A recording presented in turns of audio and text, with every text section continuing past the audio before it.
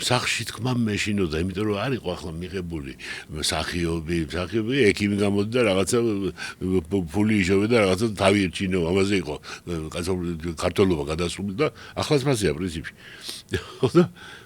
და ვთქვი სახში ძალიან მოწიწებით. და მამა ჩემმა თქვა, იმამო, მითხრა. რა მაგარია? ხო.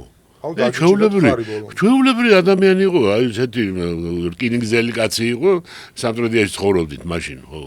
დედა დიასახლის და არაფრით გამორჩეულია.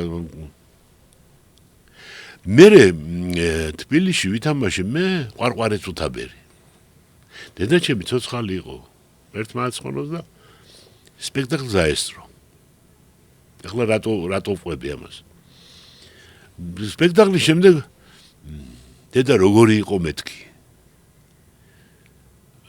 კარგი იყო შვილო, ისე მამა შენის თამაშობდა ქუჩარასო. ვა, ტყიბულშია. და მე მივხვდი რა იმას რა აწუხებდა, რა ის ქონდა და როგორი იყო. არ ვიცოდი მანამდე, ხო და ამის მერე დედაჩემმა გამიფხილა ეს საიდუმლო და მე მივხვდი რატო დამეთახმა მომაჩემ. ანუ განახორციელებელი ოცნება შვილში დაინახა. იქ ახლა სამოყვარულო თეატრები იყო და სამოყვარულო თეატრში თამაშობდა ეთყო.